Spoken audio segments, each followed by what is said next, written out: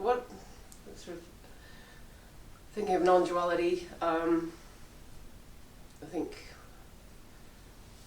one of the big things that springs forward for me is the kind of acceptance, radical acceptance of what is, and things, people, everything as it is, in a sense of like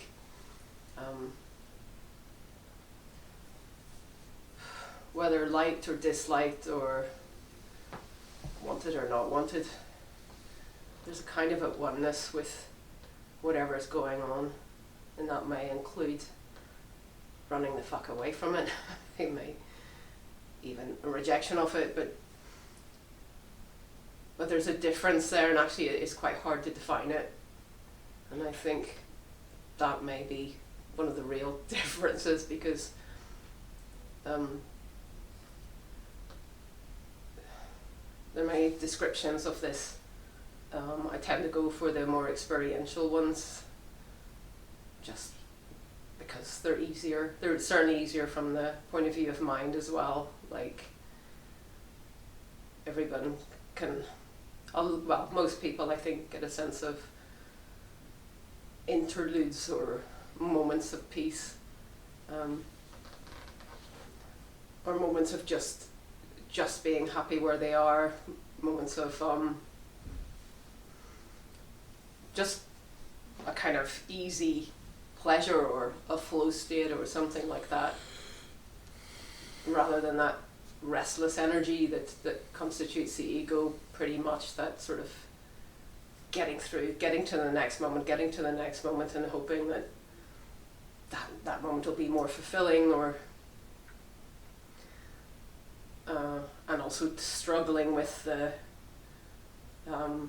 recurring thoughts, I think, when things are really, really bad and there seems no way out and it seems very, very stuck. I mean, stuckness can be a problem irrespective of awakening. It can, but thoughts generally do not have the same, repetitive nature. So there is at least that is one of the nice sort of after effects of this, is you're not stuck, because the mind can literally drive you crazy. But it's not all about mind, obviously. Peace in mind is, I think, what most people come from, and they seek peace via the mind. And of course, the mind is time and everything else. The reality, which isn't to diminish it, that still has to be negotiated. Life has to be negotiated, and if you're going to be totally indifferent to the mind, you might fall in trouble anyway. This is not the end of repetitive cycles of getting yourself in the same situation over and over again, which a lot of people are prey to. I don't think, not to my mind. I've heard other people say to the contrary, so I may be wrong, but if there's very often a spiritual bypass in this, and I think from what I've experienced, what I know of other people's experience, what seems to happen is, at some stage, after a wonderful period of peace, maybe 5, 6, 7 years, maybe 6 months, life will throw some humdinger at you. Maybe something that brings up some really deep-rooted thing that you haven't dealt with in your life, and it could pull you apart, quite literally. In some cases, in extreme cases, it could destroy you, like anybody's. That's in extremes, of course. Most people, it's more like my own case, dealing with, narcissistic abuse was mine, having to deal with that, see it. So repression can exist, denial can exist, all these kind of things. So it's hard to define what it is. So there's the collapse of inner and outer. That's the kind of crux of non-dual as well, the sense of being in here and the world out there, a centre to this experience. That kind of goes and stays gone, although life goes on, so you're not sitting there reflecting on that. It seems quite interesting at the time, and it's not particularly pleasant, and yet it's a kind of relief in some way. It's a lightness to being, almost effervescent, kind of. The physicality kind of is kind of there and not there, like a lot of things. But yeah, the beauty, especially, is seeing the contrast of before and the after, which of course is part of the story in mine, but nevertheless it's easy to speak about, and I think everybody can know what that means. It's just dropping out of the story into absolute stillness and perceiving everything as such, you know, everything is love. That is seen as well, which is an absolute rest. So to see that is transformative. It cannot not be. All other experiences tend to be partially transformative. This is, you know, absolutely, in that sense, can't be unseen. And there's a freedom from the judgment of the past as well. I think that's another one. I'm not sure if that's universal. I talk as if it is, and I'm not sure, but I think it is for most people, because it's just redeemed. It's seen as not your fault, and it's seen as not willed, and also shame goes out of it anyway, because I don't know, it's just seen in its innocence, life in its innocence, that in a sense it's just being played out. Life is just being played out, and we don't have the control that we thought we had, which isn't to negate things like psychotherapy, which would be, again, quite crazy.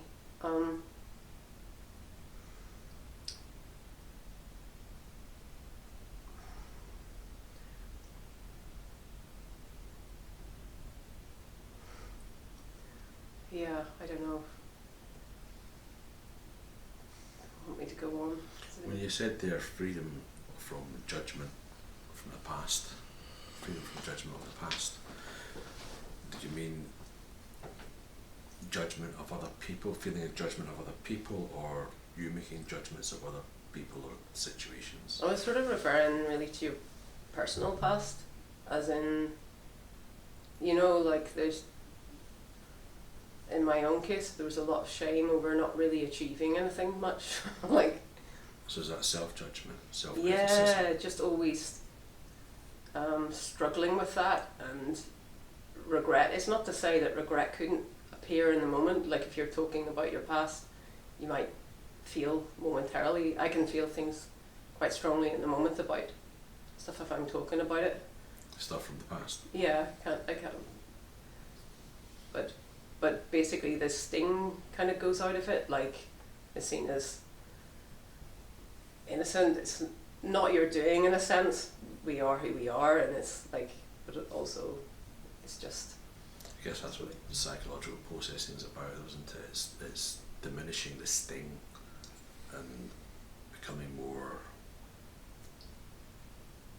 accepting or friendly of it. Yeah, reframing maybe as well, in psychological terms, yeah. So you don't have such a knee-jerk reaction to it. Yeah. You can sit with it. But also that idea of perfecting the self can fall away as well. It's like coming back to how you are as well. And also there's a sense of being able to... Perfecting the self seems to suggest that there is some goal to attain. Yeah, well, that's kind of what falls away as well, I think. I think there's two things there, isn't it? One is the narration, ongoing narration that happens. So when we're saying, oh, well, it's past, and it's regurgitating that narration. and I thought that was part of integration, so that slowly will ease away, and like the gentleman said, I suppose the sting will go, but I think it's just that narration, being aware of the narration, oh I'm having a bad day, or I'm not feeling well, I'm not this, etc, etc. That's part of, for me anyway, that's what is one of the crucial elements of it, of integration. Yeah, no, absolutely. Yeah. Just being aware of, even if you can't change something, the awareness of it. Well, when So- the narration, the effort and the focus on the narration diminishes, then everything else will flow anyway, so who's controlling or doing or... Yeah, absolutely, and the mind can completely collapse as well. Well, the mind can stay, for me. Yeah, no, it stays for most people. For some people, it totally collapses, or it can come back. The mind collapsed initially. Well, For I years. think for me, the mind, there's an over focus on the mind always. Yeah, What that means for me is that where can the mind go? Is the mind not love? I'm just saying, you know, that's part of this equation. is the mind not what? Sorry, you say? love? Love. Love, Yeah, So, absolutely. regardless of what it's saying, Yeah, yeah. regardless of how it's portraying or what the narration may be. So yeah, it's here as well. It's everything's got a place here, and that's where the perfection sort of eases off, because it doesn't matter if there's edges or if there's rough bits or smooth bits or... But it's not to say that you couldn't come across an experience that you just do not want. I mean, as well, that can happen where you actually are pushing that away or do not want, like pain or whatever. But Of course. that is effort again then. So as soon as you engage that, you've started another construct. It may seem like a different construct, but it's no different to this construct you started from the day you were born, for example, as a child, or whatever the construct may be. It's just another construct. Yeah, of course it is. Yeah. Yeah, but it doesn't matter. It doesn't No, matter. nothing matters. Yeah, no, nothing matters. Yeah. It is a light-hearted conversation. Nothing matters. No, yeah, it does. Yeah, like,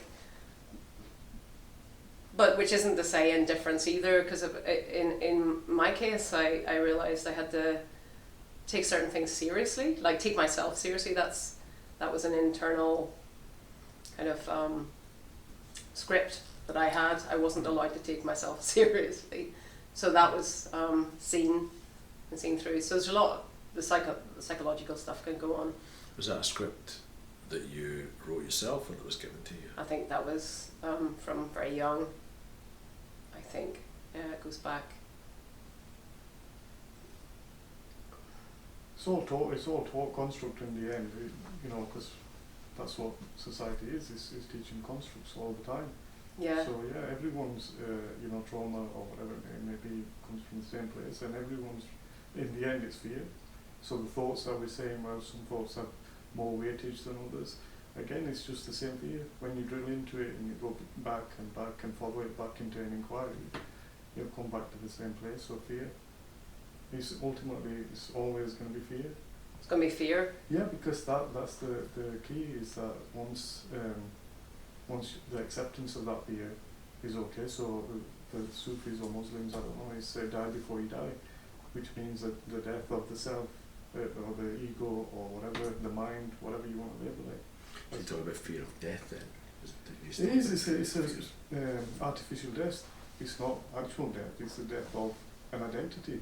Just another identity of probably millions that narcissists may have or not have. I'm just saying, you know, Yeah. everyone's different. Everyone's going to have a different equation. Yeah, there's a lot of problems around identity, I think, as well. To be identified with the mind, it's like, you know, there's so many things then, because it's falling back into unknowing, isn't it, as well? And there's a let it go, like there's a lot of just being at peace with the mystery and the not knowing of also of so many things, like, that are unanswerable, rather than, so I think, but maybe that's ideally as well, because people can have really strong opinions still, but generally there's a lot more flexibility, I think, in that, because, you know, it's not held to as tightly. Certainly that's my experience of it.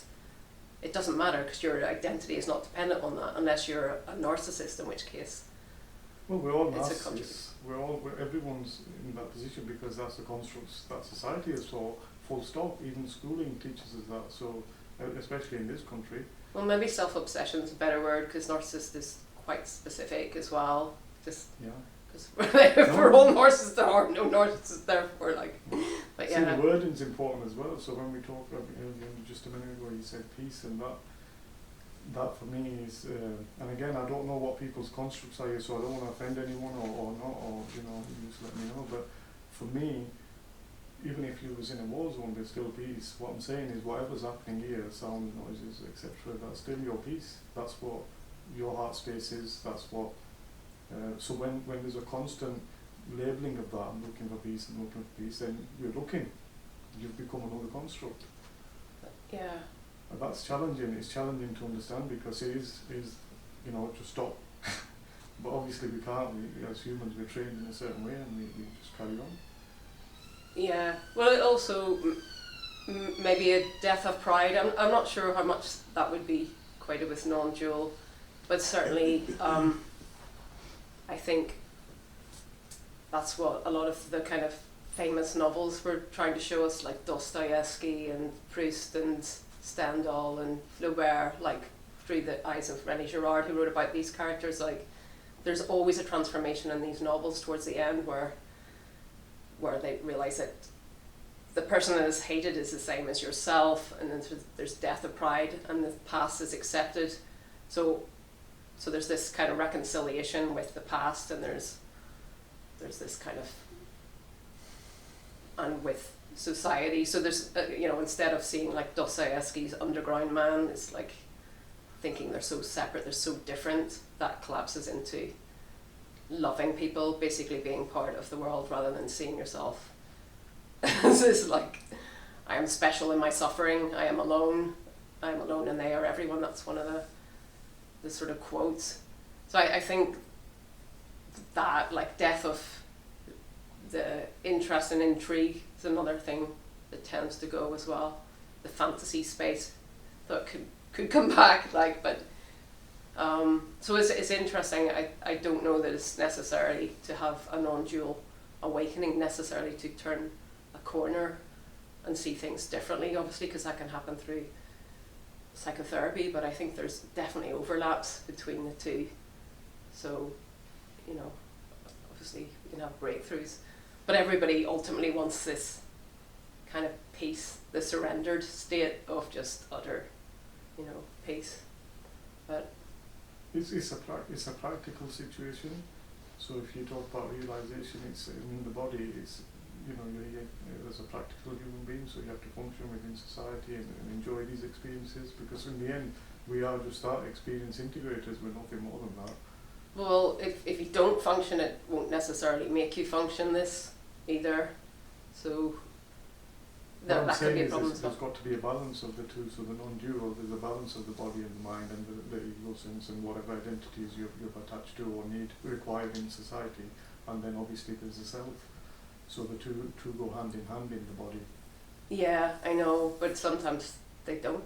Of course, no, there is a times. big mess. Yeah, they'll go separate and then they'll come together and separate and come together. It depends on the individual, I suppose, and what your stimuli is. I think it can be difficult when the motivation can go, because that can get people stuck as well. Like, it's a dangerous territory if there's no guidance, and guidance doesn't need to come from another.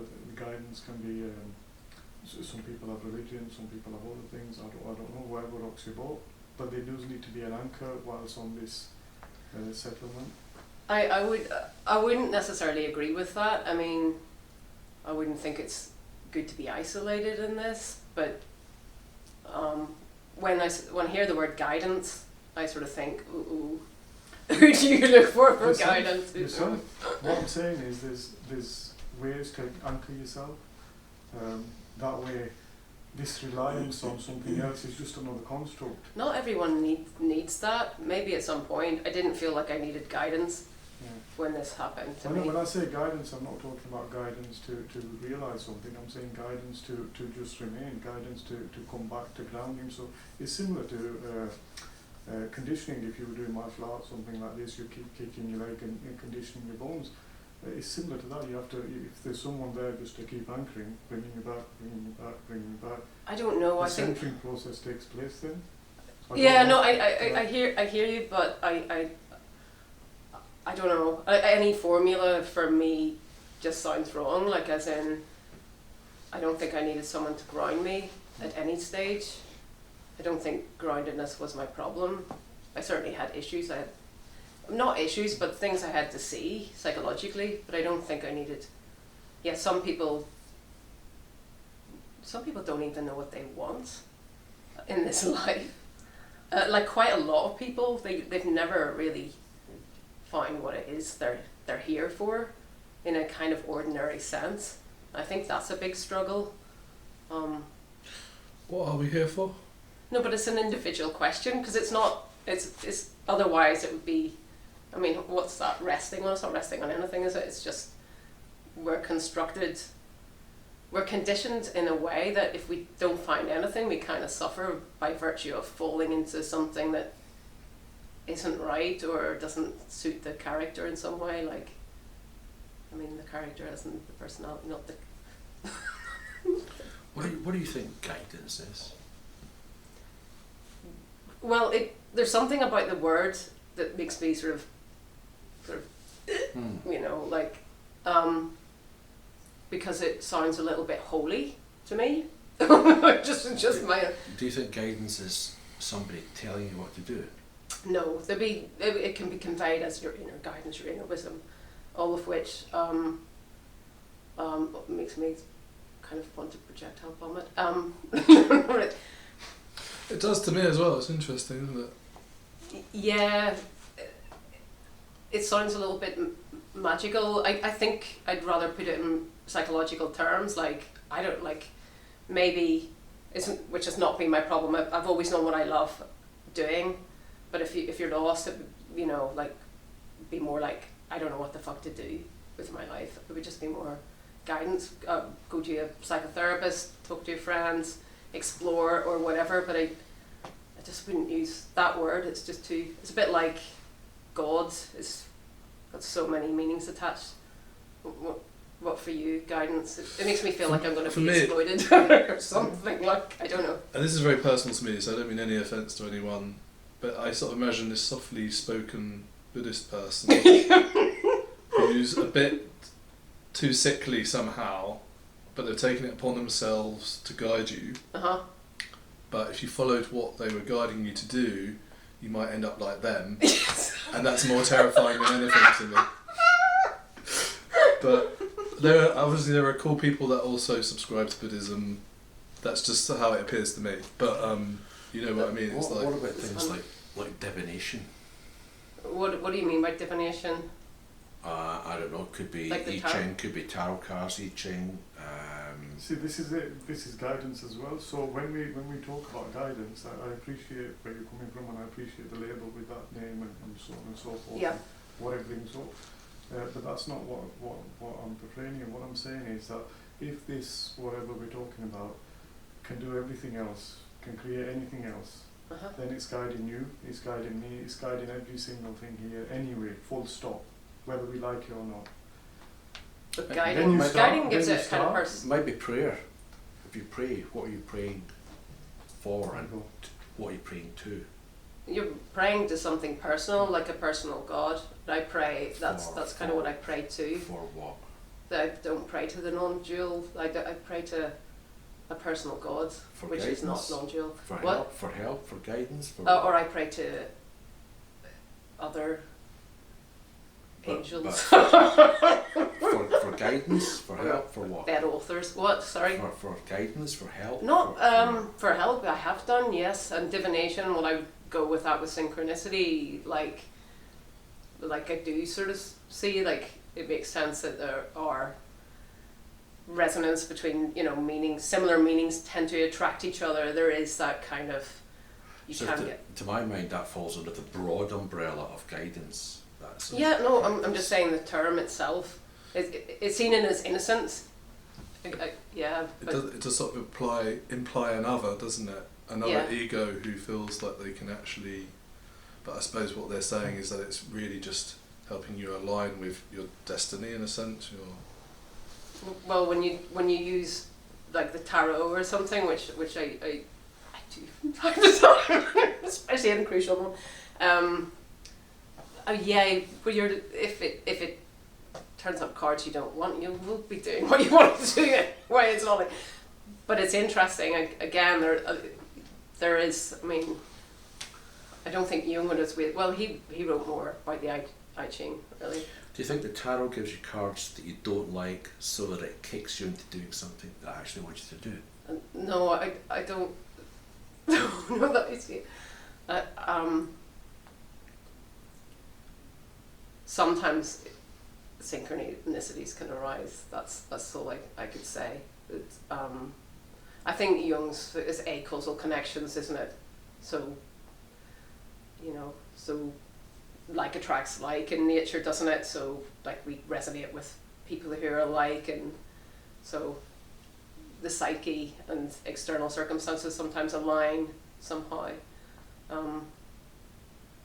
But most of the time it doesn't, and it doesn't necessarily have a meaning, as in it could just happen, and like I don't know, Jung's example is a special beetle. He was talking about death or something with a client, and a beetle appeared or whatever. Like it's just sometimes it seems to flag up something, and sometimes it seems to lead you in a particular direction, or life just becomes magical. I mean, that's what Tim Freke talks about. He gives a kind of reality to that magic of life, that when it appears, when everything seems to be guiding you and flowing with you, and life seems to be playing with you and interacting with you in a kind of way which to dismiss would be kind of counterintuitive somehow. Yeah, I think that happens if you're open to that happening. I think it happens even if you're not. I mean, I don't think you have to be. I think it can open you just by virtue of it happening as well. Mm-hmm. So, I see that too. and you don't, yeah. But particularly on the spiritual path, but even without that, it can happen. Certainly. Where were we? Guidance. Guidance. I'd like to ask you, as the gentleman that introduced that word. It's not a good word, we should change it. No, it's fine. It's fine. I don't think, No word's going to be I good, don't right? No word's going to be good. No word's good anyway, yeah, it's But- not relevant. Considering it's the word that's here now and it's sparking reactions, I'd like to know your unique personal experience of that. When you use that word, what are you trying to say? But actually, what was your I'll make it experience of even it? easier for you. I'll just give you my tool for guidance, and then it's up to you whether you choose to. Okay, yeah. So it's not guidance from another, because when you're looking for a guru and somebody else, and that's not what I'm talking about here, because that's just futile in itself. It's not worth the headache. Also, there's a big anger thing with gurus and teachers and so on. So you'll go through this cycle, and that lasts for a long time, and some people may never come out of that. But for me, it was just 5 Reiki values. You need to stay grounded. So I've come from a faith background as an Islam. I'm not particularly practice anything. My father was a Sufi, so there was very specific guidance around that. I discarded all that, and for me, I just followed the 5 Reiki values. So just for today, I won't be angry. Yeah. Just for today, I will not worry. Just for today, I will be grateful for everything, or grateful to God. Just for today, I will try my best. And just for today, I will be kind to all living beings. Now, for me, that incorporates any religion, anything, and also the words themselves don't seem deep, but actually they will go deeper and deeper. They will start the inquiry, and they will also facilitate the inquiry on auto. So you actually don't need to be thinking about this or doing anything, because that will just keep going deeper and deeper and deeper. Because every time you're angry, you've got a question: why am I angry? Who's doing this? What was the purpose? Which identity was this, etc. You can go into untold amounts of into yourself. But that's guidance, as far as I'm concerned. So yeah, you choose your own, whatever grounds you, because in the end, the mind can't be relied on. So the deeper you go, eventually you're going to come to a place where either you're mad or something else, or you'll get labelled, or you'll label yourself. So that keeps bringing you back, it keeps bringing you back, keeps bringing you back. And that's very effective. I know it don't seem it, because no one talks about it, but it's super effective. I couldn't live like that. I mean, for me, it would be more just really accepting what's there. So the anger is there, and because for me, it could be very easily, people could suppress that and gratitude for what's there. I mean, there's a helpfulness to things like that if it's held very lightly, I think, for some people. So if you for hold sure. it lightly, then this is the way. So every day you just repeat them values, for example, and that's all. It You don't wouldn't have be to do for any me, inquiry. but most people need to get in touch with their feelings and their. No, And if you, because- I don't know, and even if you hate life, if that's where you're at, I mean, to own that as well. I mean, no, you can still hate life. All life will still carry on. It's just there's no personal attachment to that, and that's what when the pain goes away. So what I mean by that, these values is that they seem harmless, but they're much more effective than mindfulness and all these things because that's only surface level. That's never going to go deeper. These values, what they do is they give you a wholesome life. They allow you to function within this world. They allow you to step in and out of the duality as well. But all in a weird way. It's not control because there's nothing controlled, but it's safer. It feels safe. It is safer all round. I don't believe in a path. No, I believe, but anything like that in itself, I mean, No, but there you're in the could body. be a danger You've got to in that, I remember, think. in the body, everything we're talking about here, you've talked about is about the body. So when you talk about the body, I'm just saying, allow one thing to remain with the body, allow that to stay grounded, allow that to keep you well, allow that to... that sounds like a lot of. Actually, it's things not. to do. Actually, it's the opposite. Actually, it's the exact opposite. But it's worked for you. I mean, it's no, worked I'm for just you. saying, Like, yeah, it's a conversation, isn't it? Yeah, it is. It is, and it's good. I'm sure it's good for some people, and people feel. I feel the restriction of that personally. I'll tell you, like, because my background is business as well. This is similar to disruptive entrepreneurship. So when you do that, it bypasses all the other things. It's not spiritual bypass, however. but I think it could well be. I don't know. I don't know. You could include Listen, that. whatever. If you find something, share. But for me, no, that's not. That's just allowing you to practically live in the body and go on this experience. That's all. But it's a very effective tool. Any guidance, anything that grounds you like that, is very effective in this process. Otherwise there is madness. Otherwise that narcissist will keep. And you know what we do? We just buy into it again. And sometimes there's short cycles, and sometimes those cycles can run for a year, 2 years, 6 months. I'm just not into one size fits all for anyone, and certainly, owning your anger and expressing that when you're speaking is, particularly in a therapeutic relationship, is just really healthy. Yeah, but we've got it It's, because we're in this forum. So in this forum, if we're talking about non-duality, we've got to keep stepping out of what the body's talking about, and what the spirit is. So the spirit is actually complete. Actually, they're indifferent to whether you follow this, follow that, do this, do that. The spirit's 100% complete all the time. Oh yeah, of course. So it's got no prejudice. It's not hurting. So when we talk about hurt, when we talk about it's not, then that is also another construct only. Yeah, In of this course. form, Yeah, of course. So of the body, but it doesn't. Have you ever followed like a rule-based system for a time? Like this gentleman mentioned 5 aspects. No, I haven't. I didn't have a long seeking period either, so no. But yeah, I can't. I just yeah. I mean, why do you ask? Just. I think I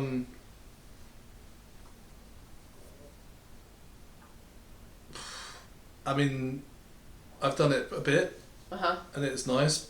Sometimes you do get carried away with it a bit, and sometimes you forget about it. Mhm. But I don't think it's ever gotten out of hand with me, anyway. Okay, so you find it useful back in the day. I can't remember quite the name. There's this practice, I think it's on a papier or something, where there's this doctor that he would basically, I think he's Hawaiian, and he would have this saying which basically you say in English it would be, I'm sorry, please forgive me, I love you. Thank you, I love you. Yeah, thank you, I love you. Yeah, it's Hawaiian. Yeah, I've heard of this. Yeah. And the story is he was like a doctor of psychology or something, and Mm-hmm. he was invited to go to an institute, and his only sort of rule was I just get to sit in my office all day, and as long as you allow me to do that, you know, things will get better. And they got really better, like really desperately ill people were checking out and things like that. Okay. So it does, I think, on some level help you neutralise a space which might be very toxic if you have this foundation and you keep revisiting it. And so I think there is truth to it working. I just, my own experience is that I forget about it after a certain point, or I get a bit too neurotic with it and then I just drop it. But whenever I get taught about it, I kind of try it again. But it's a practice, isn't it? Well, I mean, that's what I was saying. I think there's a place for it, and maybe for a time for someone, you know, but, you know, I always worry about the forgiveness thing. I'm thinking like in a psychotherapeutic context, because you kind of need to work through your anger and rage, you know, like, because it's superficial otherwise. Yeah, when you say that, those automatically bring out the triggers from the past. So when you focus on the anger, every single psychological thing that you may work through and your shadow work and whatever other labeling you want to give it, actually that will, it's like a thread, it'll just pull the whole thread out. So that anger thing encompasses you with everything, rather than looking for this one and looking, because you're doing lots otherwise. This way is very unique, and also same with the will not worry. But they're two different things, aren't they? The psychology has got nothing to do with non-duality, no, has it? Because it is, because earlier on what you mentioned was about thought. Now again, I come across a lot of people, and also my own experiences. The thought that you're engaging in, the thought that you're trying to manage, is it even your thought? What I'm saying is, if you're vibrational, are you not picking up thoughts from others? Well, you're speaking like a spiritual teacher there. No, because there's a difference there. There's a guna, three gunas, so the sattva and so on. I get the truth of what you're saying. Yeah. I'm just saying I don't think that's particularly helpful. And if you're a spiritual teacher, that's what you'll do, and it might be helpful in that context. I come from a psychological point of view when I'm working with someone, that's fine. and I will take the thoughts very, very seriously, as I take my own thoughts seriously, even if they're not my thoughts, which they are in a sense. I mean, they're just arising, aren't they? In a sense, you know, I'm not creating them. So we can laugh about this though. First, we can laugh about this because it's not too serious. Then we can have the conversation. And then it's a better. So you know, for the Sufis, is that you know, you have to laugh about this because this is not real. So this is not spiritual. What I'm talking about, because I'm not spiritual in any way, shape, or form. What I'm saying is that thoughts, we're vibrational. If you sit on a bus, if you go somewhere else, if you're in a room with someone, you're going to pick up, especially with loved ones, you realise that a lot. You actually pick up vibration and thought. We all do as humans. That's the species we are. That's the artificial intelligence we are. So that's an idea too. You can't know that. No, I know that. Personally, but you can't know that for everyone. And well, you have to know it for yourself. You have to know it for yourself. But that's an idea. I would say that's an idea. Some people certainly are more affected by the emotions of others and even the thoughts of others. So let's look at that. If it's an idea, then that's a good thing that you raised there. So let's look at that. So for me, a thought looks like this. For me, it's not personal, because I know there's a psychological background and so on. I can feel that here.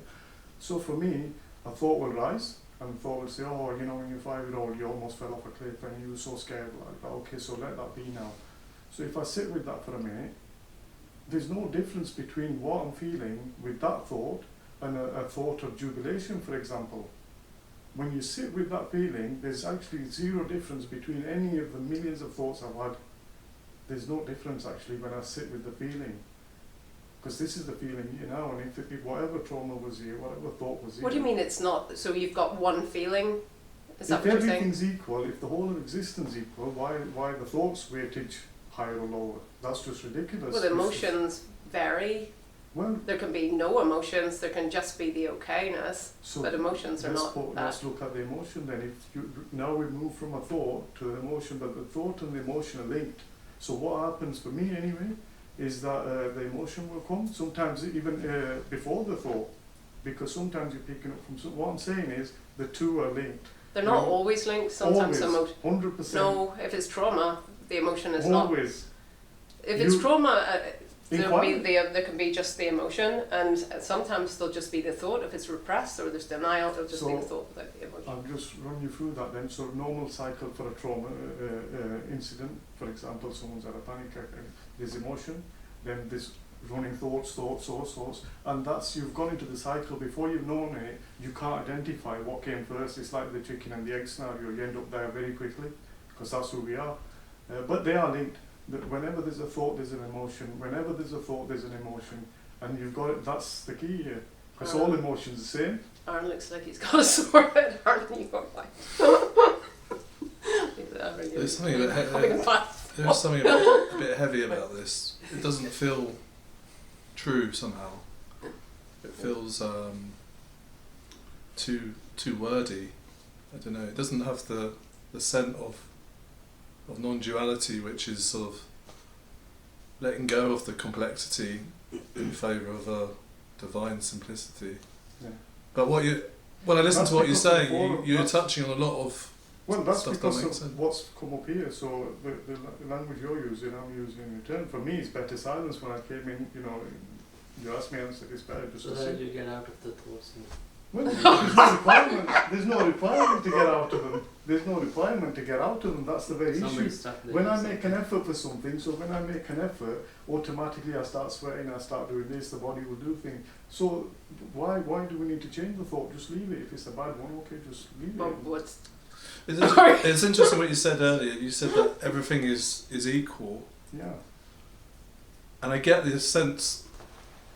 I don't think that's true. I mean, I get everything is universal, everything is linked, but somehow it's not. It's not all equal. So what's the dual? Let's get this clarified. Then it'll be a better conversation, I think. Because certainly I only come from love, so that's how this conversation needs to be. What's your understanding of the dual then? So the one's the body, which is the duality is two, isn't it?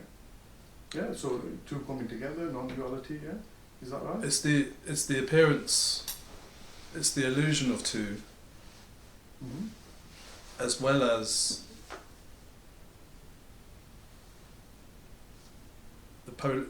it's the illusion of two, it's the unity of the two, at the same time.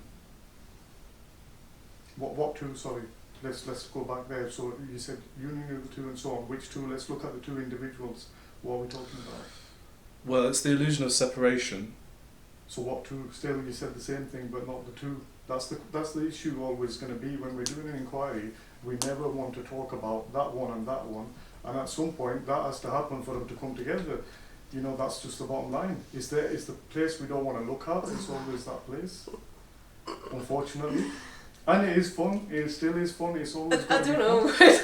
It's well, there's multiplicity in unity, isn't there? So we still and there haven't is answered the diversity, question, though. and there are different emotions, and there are different thoughts. Some that are pretty horrific, and some that are okay. Like there are so many different feelings.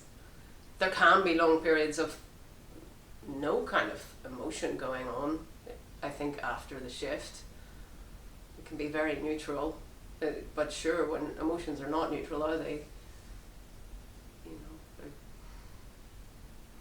We still didn't answer the question though. Oh, sorry, repeat the question. What's the two? So the dual and the non-dual. When we're in that state, there's two. We're talking about two dual, yeah. Yeah. So we need to look at what two they are. So one's the body. One's definitely the body. Well, it's the sense of separation. So if there's a sense of separation, there's a me and a you, or a me and everything else. But it's only there So the me. as a vehicle for existence. Yeah. If there was only unity, without the illusion, but that's the magic, that the two exist at the same time, then there wouldn't be anything happening.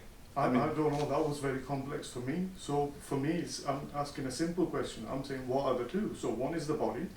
For me, No, it doesn't have to be. The body is a layer, but really it's just the essence of separation. So when you talk about feelings, when you talk about emotions, when you talk about mind, Yeah. that can only occur in the body. Well, it's like layers of an onion. So there is no point at which you can say that's out and in.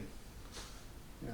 when you're in the room with other people, then the sense of separation is just, if you talk about the brain, it's just an illusion of separation within the brain. As in, where do you end and your body start, or where do you end and the sofa begin? Like on an atomic level, things never meet. No, of course not. No, they never perfectly know it. But this conversation is, on a whole, what I'm saying is that we keep going back to the body. So that's my understanding. That's how I feel it's happening here. So when we keep doing that, then we're never letting the other side balance. Do you see what I mean? So when it comes together, there's always going to be, then it can't settle there.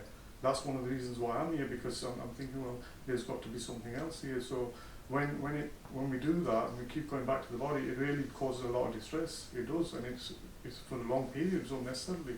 Well, maybe that's your distress. Yeah. Well, what I'm saying is that if Okay. I do inquiry, I'm saying same as you. So I don't do inquiry. If but you mean but like this is inquiry. This is your method. well, but it's still inquiry. you say everything's narcissism. Everyone's narcissistic, and now everything's an inquiry. Well, nothing means anything. Everything's an inquiry, and it's all. I mean, there's differentiation. There's inquiry where you sit and you go, where's the me sense? I mean, there's like an activity, and there are narcissists who sit in their rooms and try to think of ways to create your downfall. and there's like vanity, and there's like, self-obsession. I mean, it's all different, isn't it? But none of it's important. And I don't think everybody needs grounded. I think some people, just like I say, need to know who they are or something else. But why the other reason why I say we're grounded is that in society, if we're all vibrational, what does that even mean? what that means is that you're connected outside of the body. So what that means is that AI, the artificial intelligence that you are, the non-dual, that's why I asked to describe what we're talking about here. Well, you may be AI. I think you'll find that that's what we're talking about tapping into. That's what we're talking about, the dual and the non-dual, and it's something we can't see. I don't like to think of myself as AI. I mean, at some level that might work, but I think it's a bit more beautiful than. AI is beautiful. Who said it isn't? That's an opinion, isn't it? Yes, it is an opinion. But even if it appears like we're separated, we never are separated. No, of course not. No. Even if it feels like AI, it's the divine. It is, yeah. So when you use the value just grateful for today, that the gratitude. I don't want to be grateful for today. But then that can't be brings arsed. That brings you to the now, doesn't it? It brings you back to the AI, and you just balance out. That sounds like a thing to do. Another thing today. Today I've got to be grateful for today. I mean. So, my meditation, just so you know, this is normal for us. It's a passive meditation. What does So gratitude even this mean? is meditation.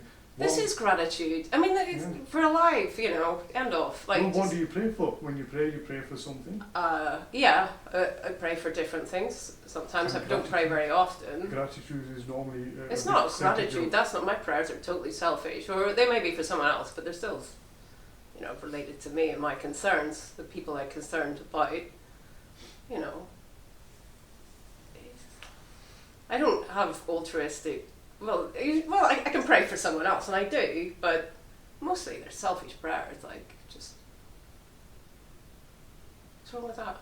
No, nothing wrong with anything. Everything's right. Listen, where I come from, Christmas is everything's coming. right. They sound like good old school Christian prayers. They really do. That's like when you were a kid and you prayed. I mean, you prayed for a bicycle for Christmas, didn't you? Do you know what was wrong with that? Nothing wrong with that. I don't know, the things in the Argus catalogue. I was at a recycling centre this week where they sort clothes, and all of these clothes, they come from charity shops. Right. And people go to the charity shop with goodwill with their clothes. Right. But the industry behind it is absolutely shocking. What they do with the clothes and how the people working in those conditions are completely terrible. Oh, okay, right. So that's my point is, well-meaning words, they can be warped in any way. There aren't any golden words that work in every scenario. And I think that's why you have to completely always throw out the plan and hope that a better one comes to you, or a better crystallization of your where you are in life. Because as soon as you get rules or something that's fixed, then it can drain, the magic drains, and then you can be left with something quite stale. And I think that's why you always want to throw out notions when people come, because this is emergent, it's always alive. Yeah. Whereas I think the gentleman is just saying that there are certain structures which work, which you can keep revisiting, but there's no absolute rule which works all of the time. I mean, you see this all the time, that people's well-meaning falls short of reality. Yeah, and the negation of like shadow in that as well. This sort of positivity. I mean, it's going to come out. I mean, I think a lot of things come out sideways in as well. If you're sitting there, gratitude. I mean, I don't even know how to do that. I don't. Maybe it's something lacking in me. I don't know how. You know what gratitude is, don't you? Well, I know what it is. Okay. But like, how do you do gratitude? How do you do it? Just here. So yeah, I know. Just here, but you can say that about anything when you just no, here. Like, because it doesn't really mean anything, your does it? understanding of this. So for me, base here is a grateful moment. So why I say that is because, first of all, this is a passive meditation for me. So I function in life just generally. I don't sit and do meditate. I can't do that even for a second. That's the truth of it. I'm not even for 1 second. I don't sit and close my eyes. But we do have what's called a passive meditation. So this resembles that to me here. What I'm experiencing. So everything's meditation. Everything's Obviously, narcissism, yeah. Everything is everything. Yeah. And nothing, like Einstein said. Yeah. So the just for today.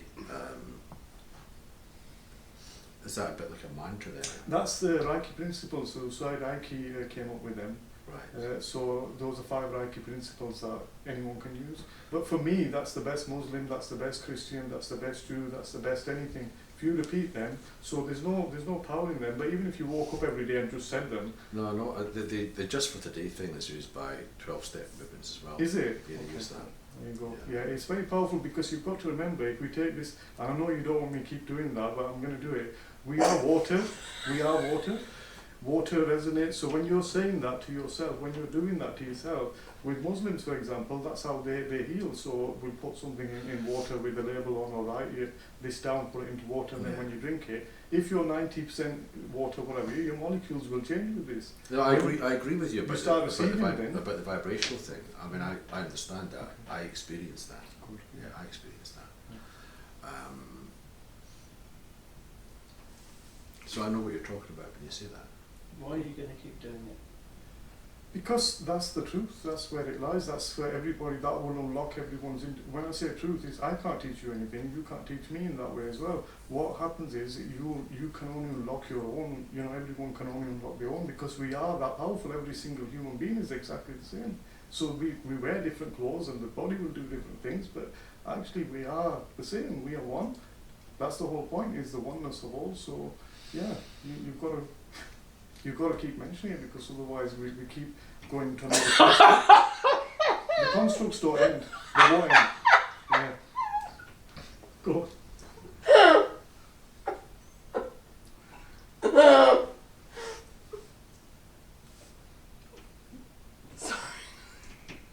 I triggered her to laugh. That's okay. Listen, she's got to give an explanation. She can laugh, but she has to give an explanation. Well, I looked at her and I made her laugh. And the reason, it's just this idea of we are all one, but we're not all the same. Because the sameness for me occurs in the material. When you start making comparisons, that's in the material for me. So I get the notion. What do you mean, sorry, material? So the sense of separation is the material. So the world as it appears, this is what I would describe as the material. So when we're talking about are we equal or not, that happens in the material.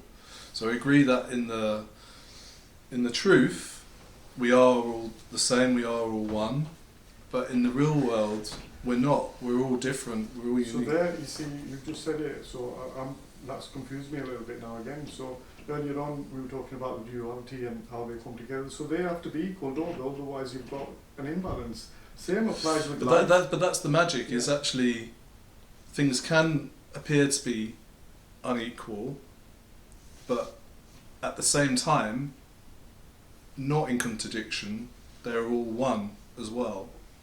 The appearance can only be recognised by a body and a mind.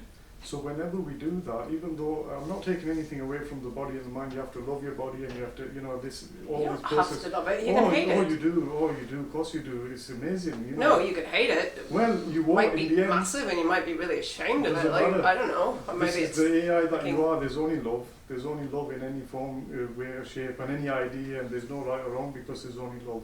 That's where I come from. But yeah, I get what you're saying, but it does need to balance. Well, I can use that in therapy with the next person who comes in, can I? But But therapy's why a does it- different Oh game. no, there's Yeah. only love. Why does it need to balance? Because that's all there is. There is just that balance, automatic.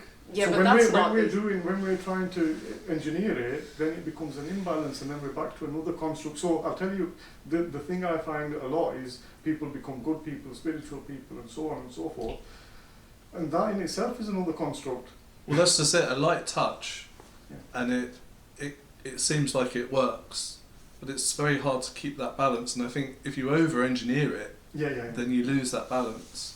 And I think having too strict a routine maybe is not in keeping with truth. Yeah, And I'm it's not full very of- disciplined, by the way. I don't have routines and things like this. I used to most of my life. I used to do a lot of stuff. But yeah, it was very difficult for me to move from non-routine to, because I used to manage a lot of projects, stuff like this, so I was very focused in that way. So yeah, now it's come to a place where you have to accept it all. What I'm saying is, the looking for the peace was the very issue. The looking is the very issue. The journey is the very issue. That's another construct. So as soon as you've stepped foot into that, you've created a whole new cycle of a chain of events. But today you seem to be quite espousing the sense being on this path of doing a lot of this practice and trying to urge other people to do it as well. No, I wouldn't urge anyone. What I'm saying is, we talk about a lot of this stuff, but if we do them and then we talked about the conversation, it's what we're talking about. Effectively, if we're talking about getting to that place, then that's all I'm saying. I'm saying, well, why don't we just go there? But you're not talking. I mean, for Yeah, we're you, talking I about mean, the same thing. But what's why don't we just be there and there? yeah? Why do we have to be there? That's right. That's exactly what we're saying here. So I think there's a mix of we don't need to registers. talk about. I mean, the imbalance within balance is imbalance, right? As within non-duality is duality. One doesn't stamp out the other, or one No. isn't I an love that. exclusion of the I other. like So, that. Exactly. I can live with that. I can live with that. so even why even That- point to the left way hand you've or said the it. right hand? Exactly. They just are. So the way you've said it there now, that doesn't set off another, chain of events for me. That doesn't set off another construct, because now I can just say, okay, well, there it be. Sweet. You see what I mean? So that's where I am. Just chill. And how's Sorry, Ruth. Ali and Aaron are very quiet sitting there? You can be quiet. You don't have to say anything. I just thought I'd bring all the attention to you. Thank you.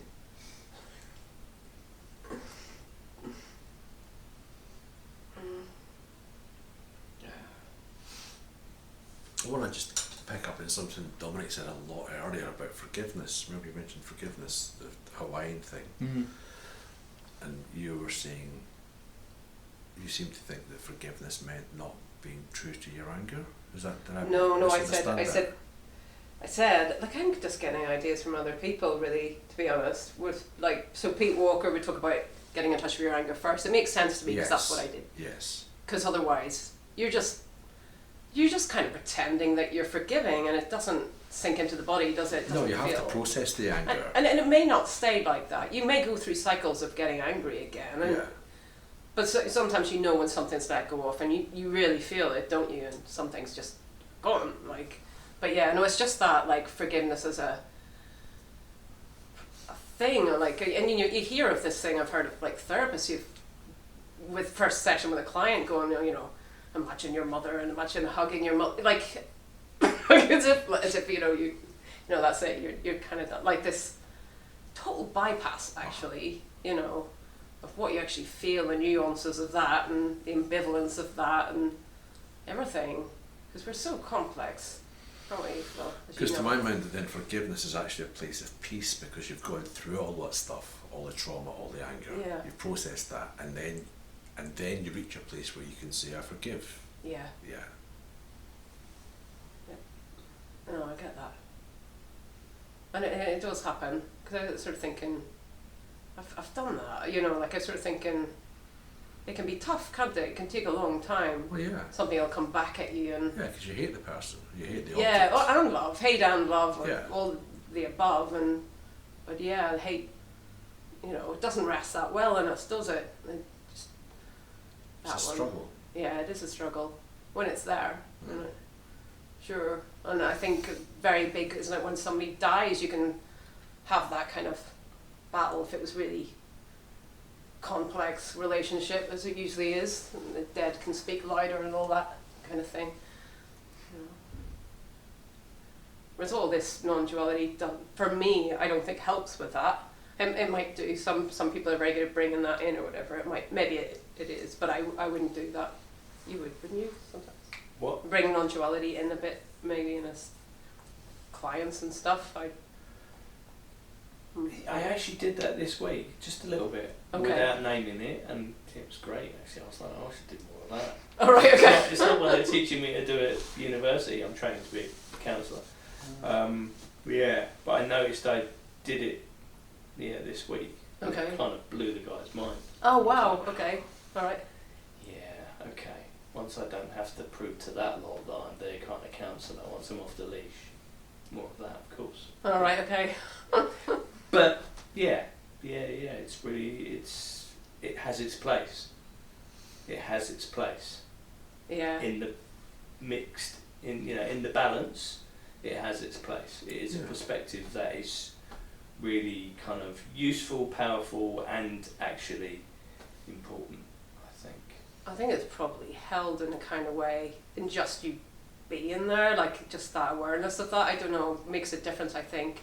Yeah. how things are heard and Yeah, I mean it's a bit like it's kind of non-duality and duality, right? I mean, Yeah. in the dualities, it's important to have both.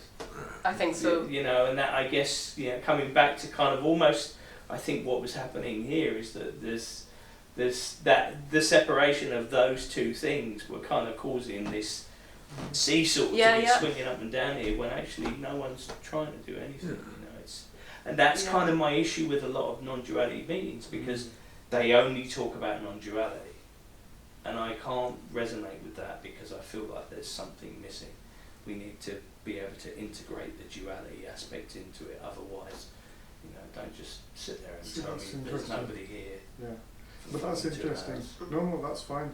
So when we come into a meeting, for example, so this is a space created for that function, there we have to rock the boat and we have to talk about not being the body and so on, because that's what we've said we're doing. They're both in the room now. Well, that's well, what right? exactly, and that's what we're claiming to be doing. So that's that side of it.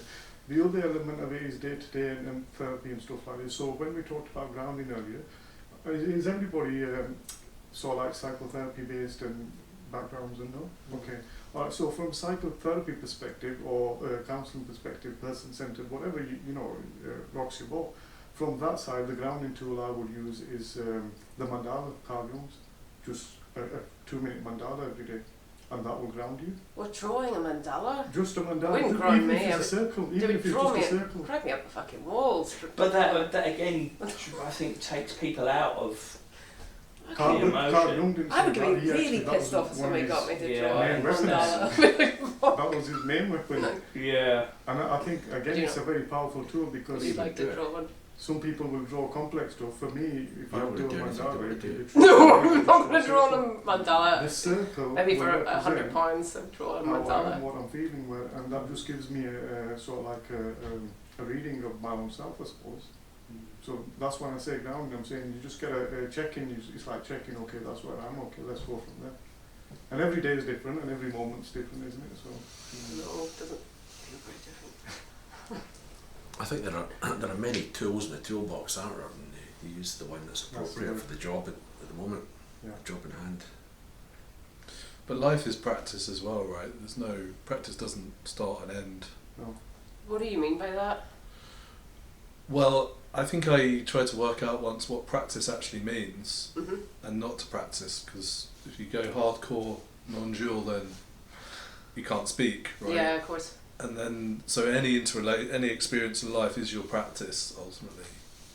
And I just like having that fluidity where I let go of the meaning of things. But actually, when you were talking about doing a mandala every day, I free write. And I think that would count as a grounding practice in that context. So Oh, I am automatic. guilty of a daily grounding practice. Oh, I quite like that. I used to do that. Julia, Guilty of it, you know Julia Cameron's book, The Artist's Way? That's right. That's what I do. Yeah, so 3 pages of automatic writing was one So of her you do that tasks. as well. No, I don't do it now. I used to do it. You see, you've done a grounding practice too. She loves Like, it. I didn't do it for- She loves it. You're one step away from a mandala. No, not the mandala. There you Anything go. but the There you fucking go. mandala. No, but it was quite good. I got used to getting up in the morning, having a coffee, and just writing. But it was all kind of negative. It was all like, fuck's sake, it's just like moan, like a fucking years and moan. Like. Well, that's obviously what you needed at the time, but I think it's Well, I don't brilliant. know. I think I did it beyond when I needed it. So I had to sort of like one day it's just, why am I still doing this? But I think it's you get used to toast and coffee. It was just writing. I think it's just a moaning. great way of starting the day. Yeah. I haven't overthought what it actually brings me, but I think it does make you more creative, for example. And Oh yeah. I think in sense. mandala, like daily, I just like to do a daily doodle, Yeah. and it frees up blocks, like writer's block. These are very material, pursuits. I'm sure you can be completely enlightened and have horrible writer's block. In fact, we're still waiting for what's his face's book. Who's the guy at Dartmouth Park? Non-dual guy near Hampstead. Not 20 No. Oh, near Hampstead. someone must have been to his meeting. Been waiting for his book his whole life. Old guy, young guy. Roger Linden. Roger Linden. Oh God, is he writing a book? He's been trying to write a book for his Since he was like what 20? He was 50 Yes. years, 60 years. I don't know how old he Yes. is now, but and we're still waiting for it. oh yeah, and he's got one interview on Yeah, Conscious TV or something. That's it. Like but he's fantastic to be around when he's talking. I've been to a few of his meetings. So yeah, and I had a couple of one-to-ones with him. I think back about 6 years ago. Just he's lovely. Yeah, he's really nice. Especially when the meetings got quite small. He's very sweet. Yeah, enjoyed sitting there. But yeah, they used to be packed out, didn't they? He was doing one-to-ones with everybody. And then special, he paused you. They did the Roger pause. To be talking, he'd be like, stop you. Very good humour. Very good humour. Yeah, Very powerful as well at times. yeah, nice. He's not doing meetings anymore, sure he's not. I'm sure he's doing them. He's just not publicising them since COVID. Right, okay. That's when he stopped doing the website and things like that. But I'm sure he's still doing them. It was Tuesday nights, wasn't it? Tuesday nights, Tough Enough Park. Hard to go. It's a nice place to chill out. You can just hang there, can't you? He has free water. Pretty bored.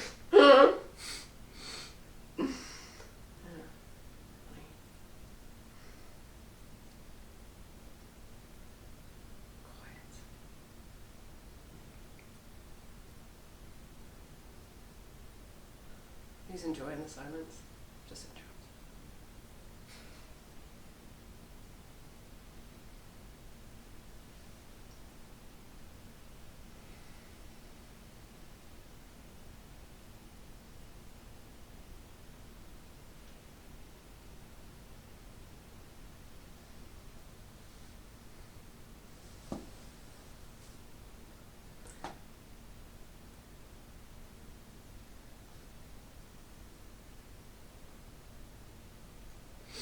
But yeah, sorry, I was saying that.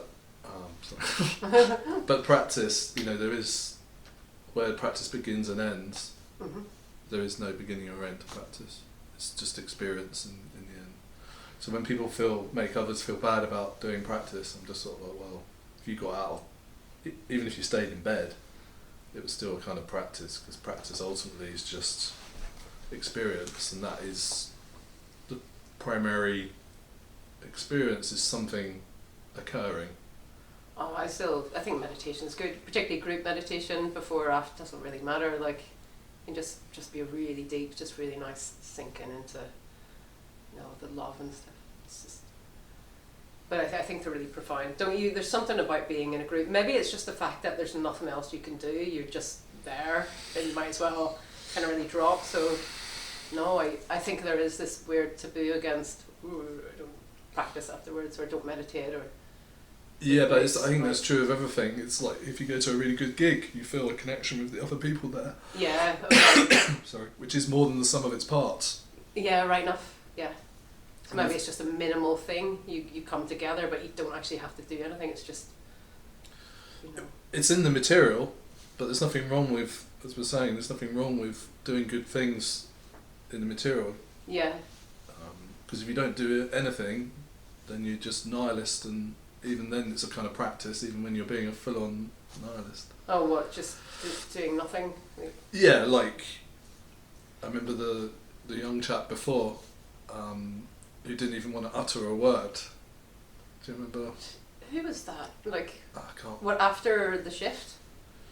No, during the, I don't want to be too specific, but one of the previous events, there was a young man who was very absolute. He didn't want to talk about key events. Oh yeah. For fear of somehow fracturing the non-dual state. Yeah. It's a good way of putting it, isn't it? Yeah. You can't have a normal conversation then. So of course there's going to be this big split between talking about it in this sort of environment and going back and with your friends, because people really think there's something special about you when you talk just like that, because it's different, isn't it? It's other. It's not conversational. So that's interesting. So people. I think I know what you're referring to there. The last meeting. Yeah, I think it was. Yeah. So people are where they are. Yeah. And you can allow them to be where they are and respect that, or you can try and interfere with it. Yeah. Yeah. Sometimes you have to. Sometimes you have to. Sitting here and interfere with it because it can be really boring. Or sometimes. A little grit doesn't, it's part of the process maybe. Sure, but is that little bit of grit? Is that guidance?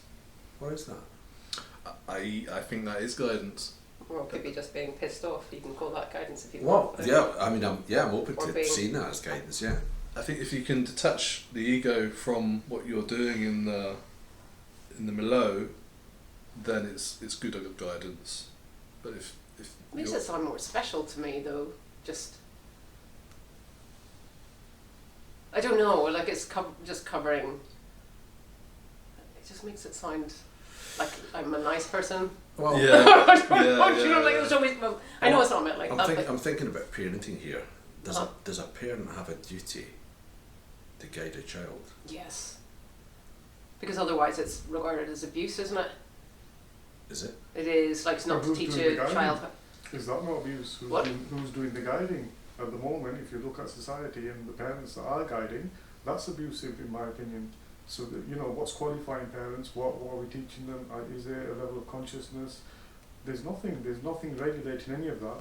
Are you talking about like leaders of countries, like presidents and? No, I mean we talked about guidance just then, parenting, and I'm saying full stop. Everyone can have a child. Anyone can have a child.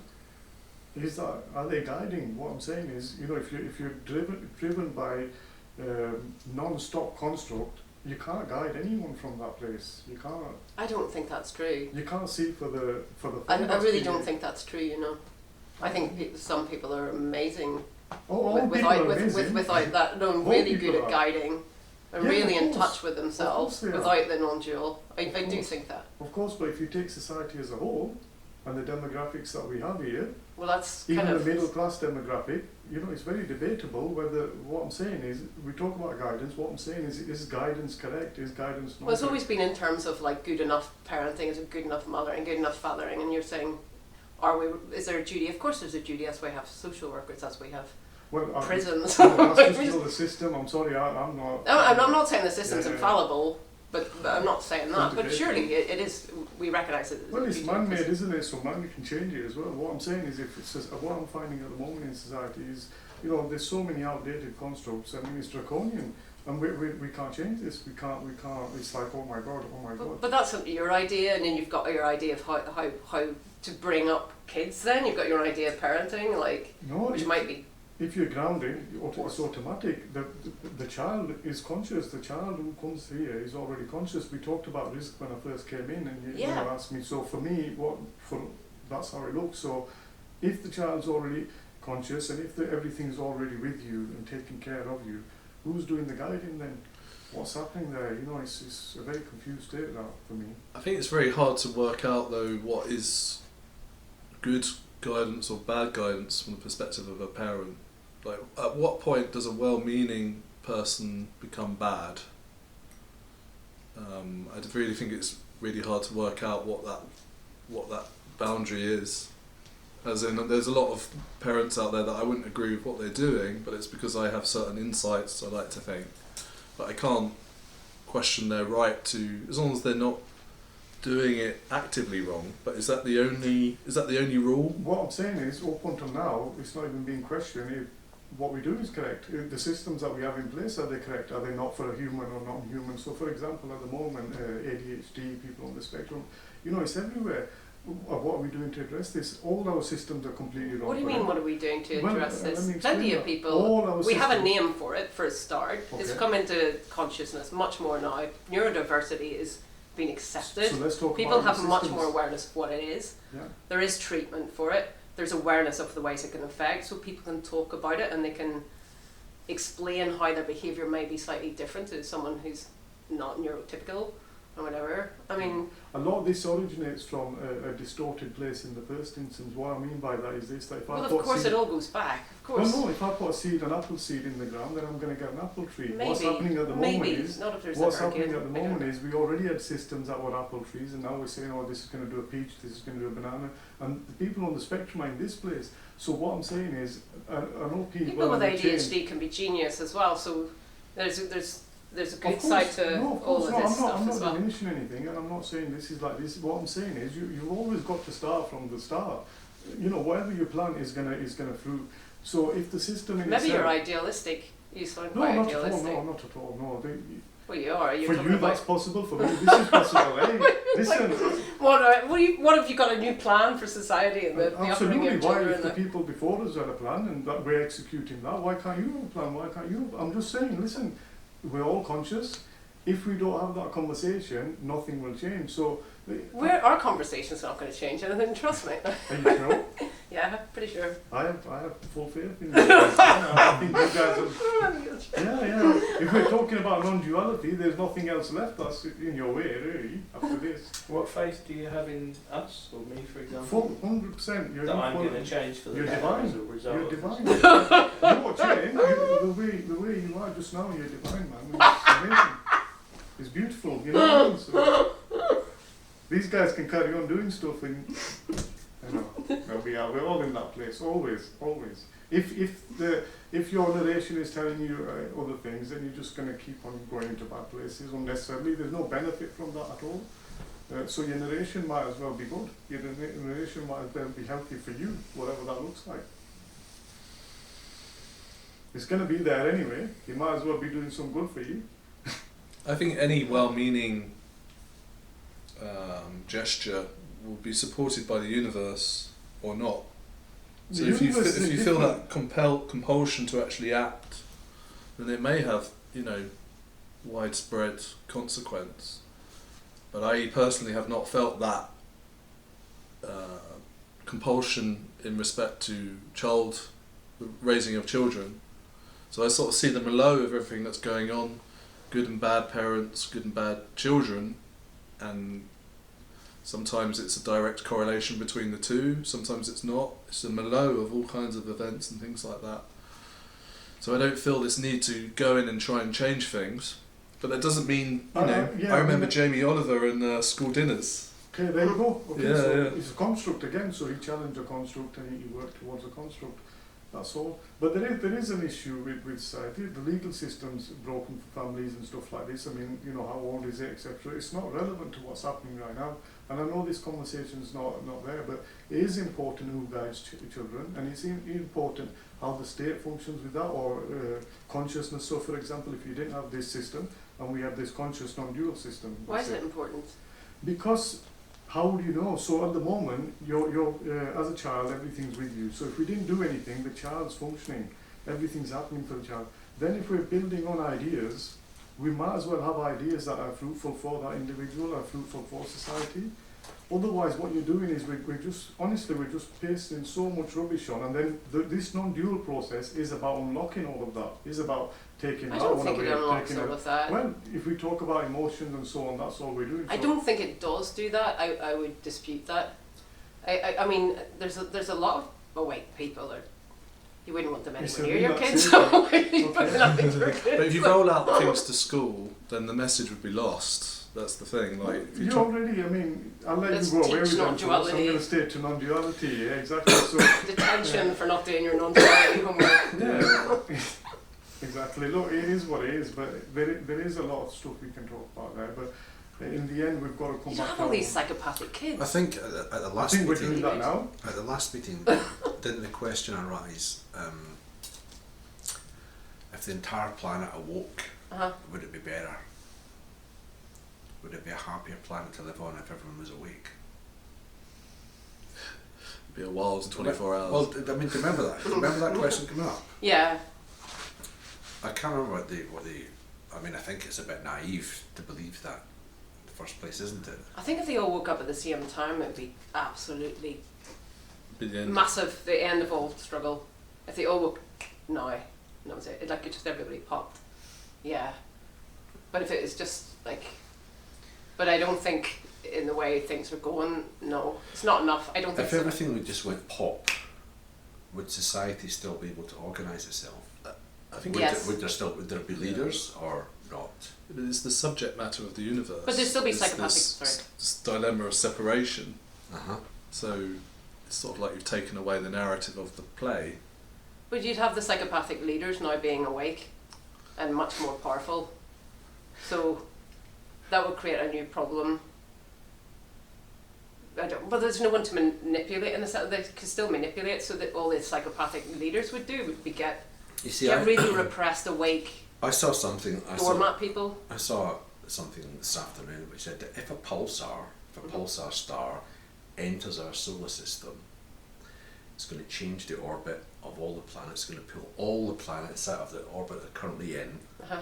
and everything's going to be fucked. There'll be Yeah. destruction, Mhm. and it's kind of maybe that's what the science says, and maybe that'll happen. Maybe it won't happen. But my kind of response to that is, so what? I think if people were more emotionally integrated, it'd have a bigger effect on whether they were awake or not.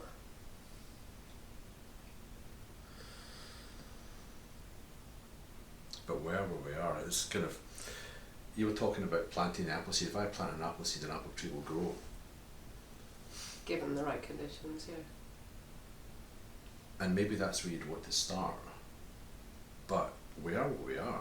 Oh no, you can fix it from here. I mean, if we went into that conversation, this is not a big deep conversation with me. I could fix it from here. You know, that's not. I spent my life in consultancy and turnarounds. You know, so it's not a big deal for me. This is just a structure. Government's just a structure. It's not very important in that sense.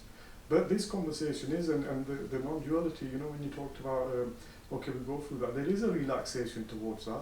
Otherwise, you can't enter that space. So even though there might be stress, trauma happening at the same time, there's definitely a relaxation in the body when you enter this space. But we're greedy. Well, let's just We're stay on that greedy. You can't relaxation. stop the greed. We're all greedy. We're all envious and we're all greedy. So we're fucked in that regard. And that's not going away anytime soon. So we just be content, be grateful, and then that roll. There we go. There we go. Like, is- Yeah, that's a bit of a pessimistic view, I have to say. okay, no, well, okay. So I think there's a way beyond that as well. I think we can. I think there are ways to get through that. And I don't think everyone who wakes up is. I think some people, the compassion is massive in some people, and whether they're awake or not. Actually, some people are just really give so much, like, and if there were more models like that, there were more people in the forefront like that we knew about, there'd be more people imitating that and going in that direction rather than the direction we're going into, which is towards greed and towards... Well, these but that's people- just the gunas, isn't it? In advertisement, that's just the gunas. So, for example, in Rumi, you know, he goes for this one and it looks all mystical. Someone else goes for a practical approach to it. It's just the three gunas. So the balance of them gunas is down to the individual, how you want to portray yourself or feel. Or But so we're someone not might be individual. very mystical and so on. Someone might be something else. It's balance. It's the gunas that. But we're social, and envy comes from social, greed comes from social, like, you know, and if somebody's got more than I've got, like in my family or something like so that, that's you a know, total like it's... construct. Yeah, it's a total construct. That's all. But if it shifts and those that have begin to just give, then that's going to reduce the people at the bottom that don't have wanting to get. Yeah, of course. imagine, Yeah, right? yeah. It would meet itself in the middle if everyone was awake. It balance out. I might be deluded, but I don't think that I'm greedy. I think that there are things that I want, but I don't think I'm greedy. Well, maybe I think I am. maybe we need to know what you mean by the word greedy, because you might think of greedy is different to what. I Well, think. wanting success, or that, you know, like, I don't know. I'm not going to go into my own. It's too exposing. But I think I probably am. You know, I mean, not in some. What, I are you don't want to put myself down. Like, not in You're not talking any about way that ambition. anybody else You're is. talking about ambition there, or Yeah, what wants and but ambition's different to greed.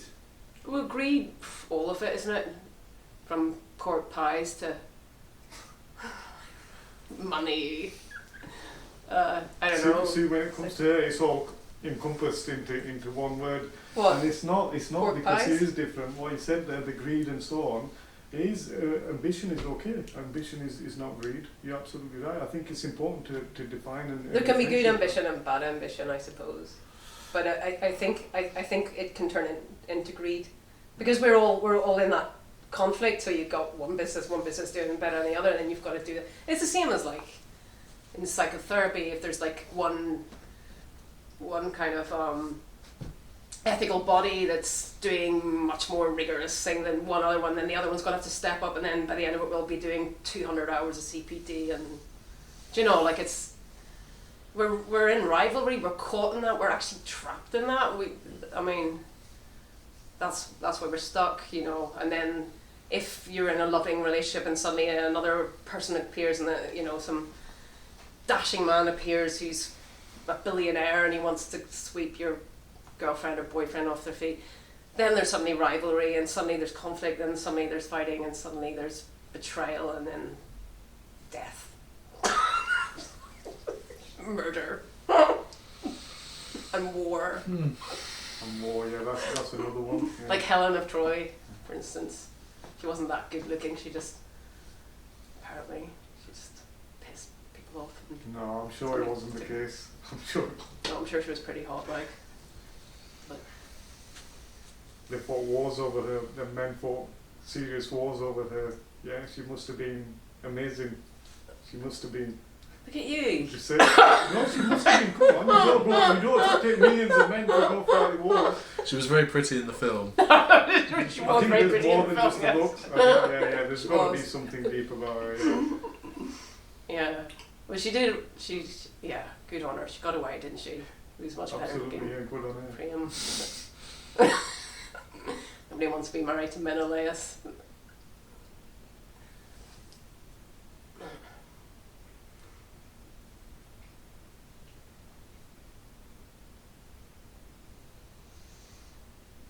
Don't know, where are we now?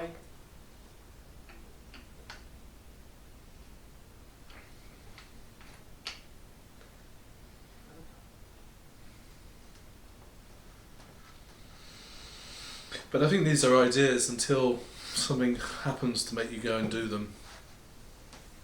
This is what I mean. It's sort of like I have lots of ideas, but the compulsion to actually act only comes for certain things.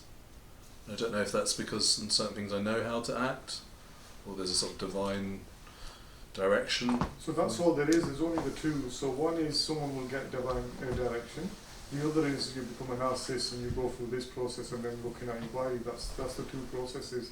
So most people are in the second. They'll go through this process of overthinking, go through this process of trauma, etc., and that leads them to the same place. But one thing you talked about earlier, which was interesting from my understanding, is that all things are about non-duality. Actually, even the conversation about Troy and so on, actually it's always goes back. Always, that's why we talk about it in this way, and that's why it's important to talk about it in this way. Otherwise, there's never going to be a commitment. There's never going to be a intention towards it. It'll always be a wavering intention. When the intention's wavering, then there's no power in that. There's no love in that. It can't express itself in the way that it needs to. So yeah, that's why I do what I do, or I say what I say, because actually for me, everything, even if I talk about that, in the end, when I inquire into it, it'll go back to non-duality. Everything does, because everything comes from the divine. It's one. So you can't avoid it. It is like a fire, though, that you kind of, I don't know, you feel like you have to nurture it a bit. What do you mean? Well, it's like, you can be all present, but then if you go and have loads of sugary sweets and alcohol, then you just feel like this. Mm-hmm.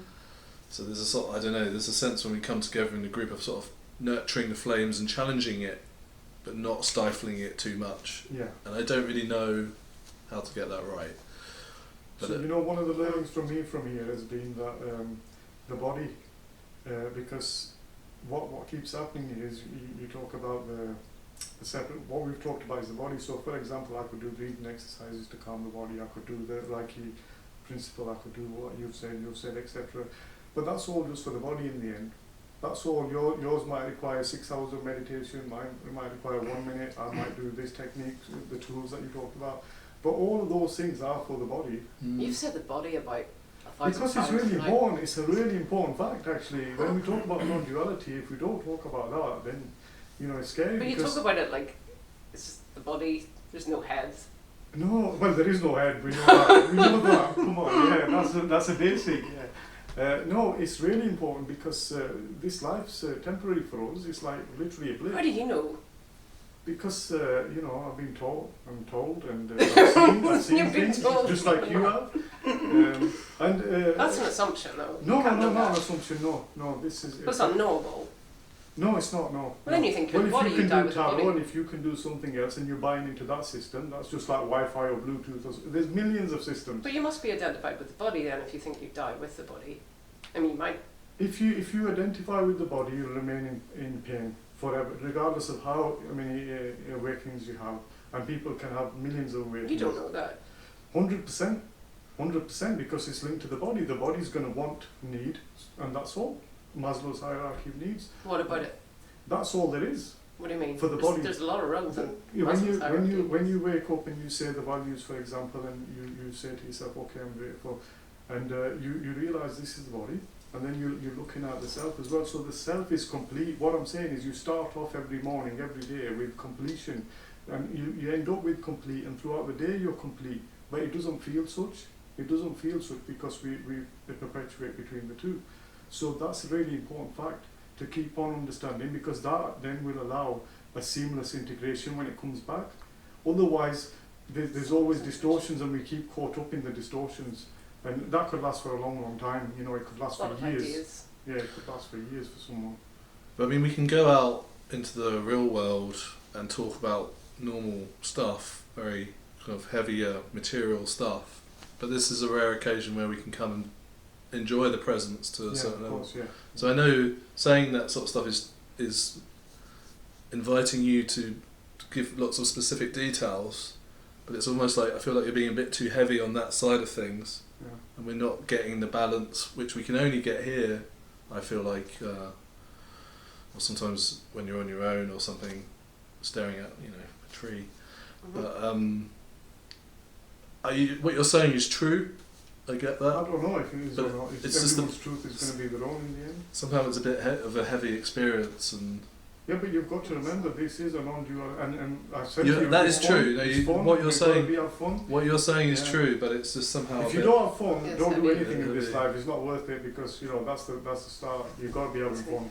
You've got to have fun. Not, Yeah, that's all we're doing. Why not have fun? I'm Really not having experience. No, that's just it. I mean, it keeps triggering more and more. Like, I try and bring you back to the sort of centre a little bit, and Yeah. that kind of makes you want to Are even you grounding me? Come on, W you're down right. in the other direction. And it's like, yeah, you have that power, Yeah. but it somehow it's not.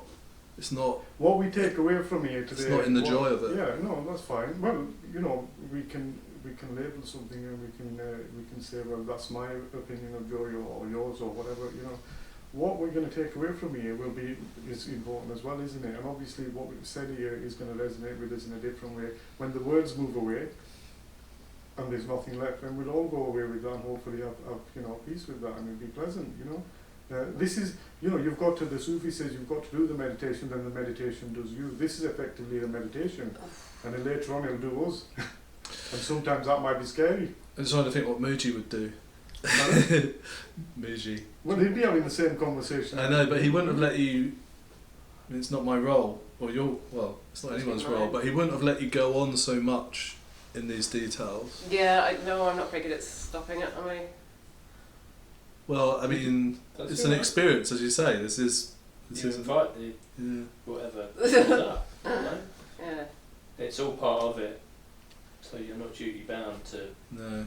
interfere in any way. Okay. Just lie here. You've got some handcuffs. Gag me. No. I hope you don't Might be your feel. I fantasy. hope you don't feel that. Certainly, that's not my intention. But I'm exploring it. Listen, that's for Yeah, you. yeah. That's for you to deal with. I'm not going to allow that to engage here. I'm just here. You know what I mean? So yeah, by all means, if that's love, then that's love. Yeah. I'm trying to think of something to say. I'm glad I'm not sitting there. Do you know what I mean? All right. Okay. Yeah. Well,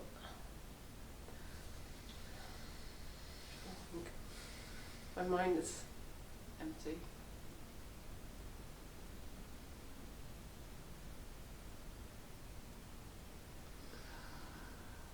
Feels nice though.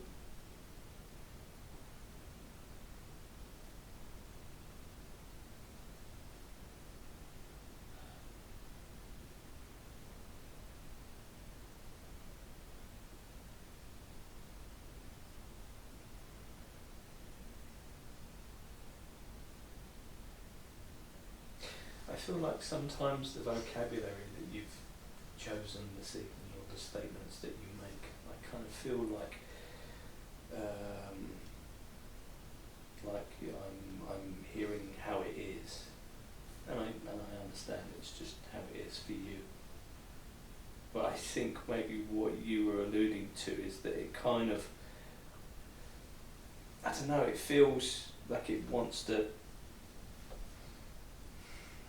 quash the mystery, is what I'm getting. It goes against the mystery. There's a lot of absolutist absolutism in some of what I hear you say. Yeah, I think that's how it lands for me. And what's the antidote? Does there need to be one? Maybe that's the antidote. It's the surrender to it. It's just understanding that mine is but a single perspective on this. Antidotes, I think maybe not the right word, because antidote implies There's poison. something wrong. Antidote implies Yeah. poison. Yeah, It's and that wasn't unlatching my- yourself no, from it. Yeah. Yeah, it's more like counter rather than antidote, or more. But I know what you mean. Yeah. I'm attached to it for some reason. To antidote, No, to right? what's been happening and I want to kind of unhook myself. So. Oh, right, okay. But my need to do that is the problem. Okay. So, I'm alright. I was just enjoying the only thing that could come up with in my mind was trivialities, really. I've got nothing to I have an urge to be silly. I guess that's my, I suppose. Because I feel like it's just kind of manifesting the imbalance, which, as we've already discussed, is part of the balance, the imbalance within the balance. So it's just a point on the compass. I'm not overthinking it. It's Yeah. what it is. If it's provoking, if it's doing, I'm not doing it anyway, so I'm not too fussed. It is what it is. But it is interesting the way things get confused with those two sort of the absolute and the relative. And I know a lot of people don't like those terms, but it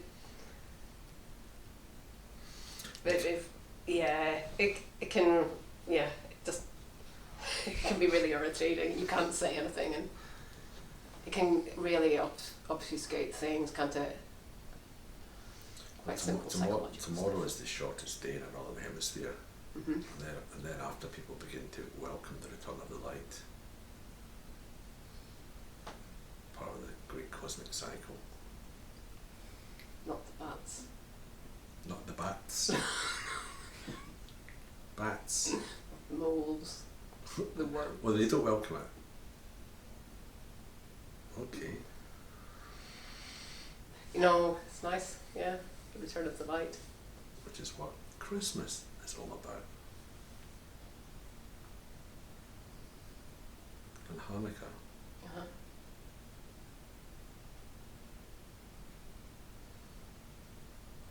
Should we sing hymns? Carols. Carols. That would be a strange turn of events, wouldn't it? We sing silent Or they need non-dual carols. well, just what we need. I'm not singing, my voice is terrible. Wow. That would be awful. So Could let light the up YouTube the audience fire. decide. I think I would question whether you should publish that on YouTube. No, I wouldn't, but I wouldn't sing in it. I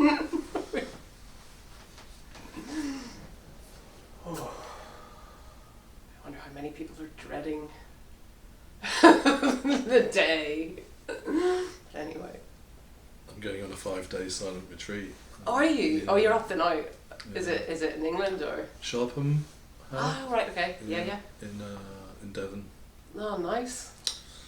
So I see the family before and after, but for that period I'm just in silence. Oh, lovely. Yeah. That sounds sweet, actually. Very sweet. Is that solo or with a group? There are 28 other people there, but I'm going on my own. Yeah. When does it start? On the 22nd. 22nd. Sunday. 2 days time. That sounds really good. I've never done anything like that. You mean over the festive period? Or any, no, I have done retreat, not for many years, but not really as a true participant, sort of half participant.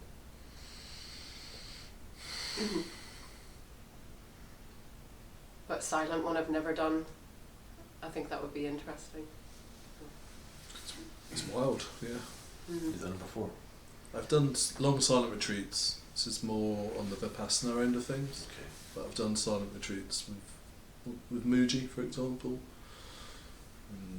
in the context of non-duality.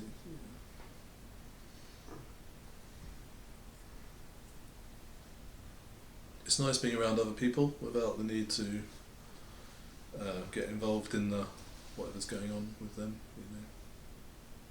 and vice versa. I'm sure. So when you have communal time, was it everything? I don't actually know. Yeah, there's definitely an emphasis of silence. Whether it is absolute all the time, I don't know. But definitely over the Christmas Day and I think Christmas Eve, it's complete silence. Nice.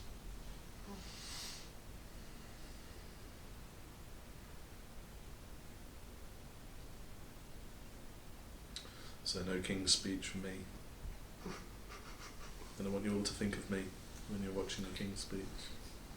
King Dominic. Just think how lucky I am. I want you to think of us the entire 5 days you're in there. That's the trade.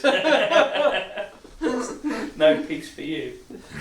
I'll tell you what, I'll bring you to mind at least once. If that thought sustains the whole time, then we're in alignment. Yeah. I probably am going to think of you when the King's Speech comes on. I've imprinted it on you. Yeah.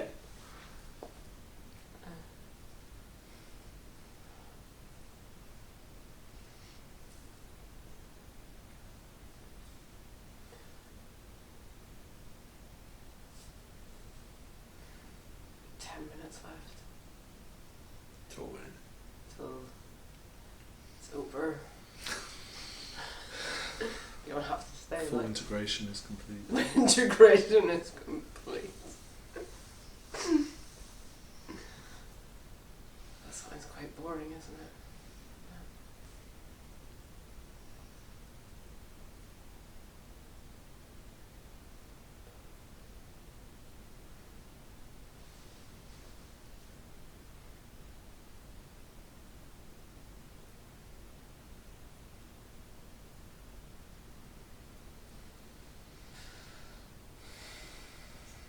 I think there's something to ask you, Bob, but I can't even think of anything. My brain is. Why are you picking on me? I don't know, 'cause I usually do. What's Bob doing for Christmas? I think that's better to see at that level. Just eating, I think. Nothing that's interesting in this forum, Okay. I don't think.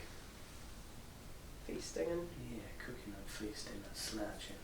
Okay. Sounds good. Yeah. Is there no drinking? Following my inner guidance. No, I don't drink. Oh, yeah. No. Yeah. Okay. I'll be dwelling on guidance. Eating guidance. I found that really interesting though, that your two reaction to it. Yeah, I found it really interesting. Well, the word sensitivity. That you were sensitive to the word guidance, that it brought up Oh kind yeah, of maybe the teacher. threat, Yeah. that there was some kind of threat in that. Yeah. Yeah, it's funny. Yeah, it doesn't do that for me. It was good, Oh, it does was it good not? to Okay. sit and reflect on what that word meant and how it landed with me and what my experience was. Yeah, not that at all actually. Yeah. I suppose, yeah, just conjuring up the person, the type of person who would use it rather than the meaning of the word. Yeah, but I think at Didn't have that my for you. level, I felt like I don't think I'm the kind of person that's going to give that away though. Yeah. Which maybe maybe I'm a narcissist and that's what's going on for me. But I never felt like I would ever be in threat of that. You know, my guidance might lead me to even to go sit with someone that has some kind of authority or story behind them. However, I'm gonna take everything they say with kind of a pinch of salt. I will take what seems to be of nourishment and excrete the rest. But yeah, don't know. Yeah, I never felt like anyone could have their wicked way with me. Famous last words, I guess. Wicked way Just with need you? to choose the right words. But no, I sort of caught sight of my own journey, and my own experience, and it's drawn me to be in certain scenarios. But I've always felt like I'm